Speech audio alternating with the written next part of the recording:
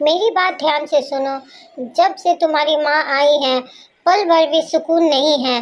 कभी चाय दो तो कभी पानी दो, कभी दवा, बस अपने ही पीछे लट्टू बनाए रखती हैं। तुम ही बताओ, माँ कब जाएंगी? पूरा पूरा दिन काम करने के बाद इस घर में सुकून नाम का कोई मतलब नहीं है। बेटा सुन तो जरा, आज ऑफिस से आते वक्त तुम मेरा एक काम कर दोगे? माँ ने अपने बेटे से पूछा। तब बेटे ने माँ से कहा, बोलो माँ, क्यों नहीं करूँगा। आप पहले काम तो बताओ, क्या काम है आपको। सुरेश अपनी माँ से बात कर रहा था और उधर रीता मन ही मन बुदबुदा रही थी। जब से सासू माँ यहाँ आई हैं, तब से सारा सुकून समाप्त हो गया है। पता नहीं कब जाएंगी। मेरा तो मन करता है मैं इनको अभी भेज दूँ। गुस्से में रीता अपने आप से ही बड़बड़ा रही थी। कल मेरा जन्मदिन है, वो भी इनकी वजह से निकल जाएगा। कितना मन था सुबह मंदिर जाकर पूजा करूंगी, फिर शाम को अपने पति के साथ किसी मॉल में शॉपिंग जाऊंगी और डिनर करने के बाद ही घर आती। पर ये है ना महारानी जी, इनके रहते हम बाहर कैसे जा सकते हैं? बाहर का खाना तो इनको हजम ही नहीं होगा। इनके रहते हम बाहर का खाना भी नहीं खा सकते हैं। कितना अच्छा होता ये अपने घर पर ही रह जाती। मेरा पति भी दिन भर इनके आगे पीछे ही करते रहता है। अभी शाम को ऑफिस से आते ही जाकर उनके कमरे में बैठ गया। तभी माँ के कमरे से आवाज आई, बहू कमरे में आना। बहू, कल तुम्हारा जन्मदिन है, ये लो कपड़े और मोबाइल। सुरेश से कहा था कि दोनों तुम्हारे पसंद का ही लाए।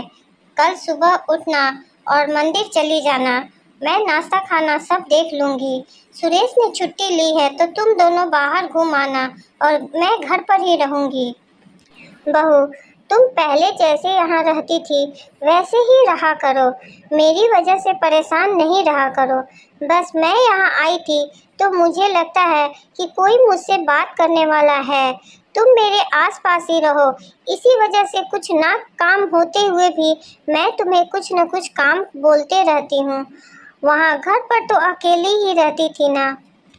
तुम तो मेरी बहू नहीं, ये मेरी प्यारी बेटी हो।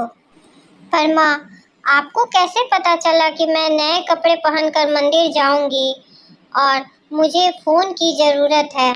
मैंने तो कभी आपसे कुछ नहीं कहा। मैं तो एक पल के लिए भी आपके पास बैठती भी नहीं हूँ। फिर आपको कैसे समझ आया माँ? बहू, हर साल तुम अपने जन्मदिन पर पहले मंदिर जाती हो और वहाँ किसी से फ़ोन लेकर तभी तुम मेरे पास फ़ोन करती हो। मैं समझ गई थी कि हो न हो मेरी बहू को एक फ़ोन की ज़रूरत है।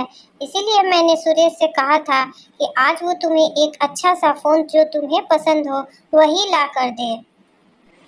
अभी जाकर सुरेश से बात करती हूँ।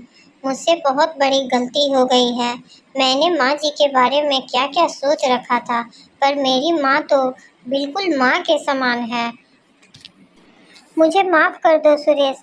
इस बार जब हम घर से लौटे और तुमने मुझसे कहा कि माँ अब यहीं रहेंगी, तो मुझे लगा शायद मेरी आज़ादी खत्म हो जाएगी और मैं मन ही मन काफ़ी माँ से चिढ़ गई थी। देखा रीता, माँ तो माँ ही होती है। माँ ने तुम्हारे लिए इतने महंगे तोहफे खरीदने के लिए एक बार भी नहीं सोचा।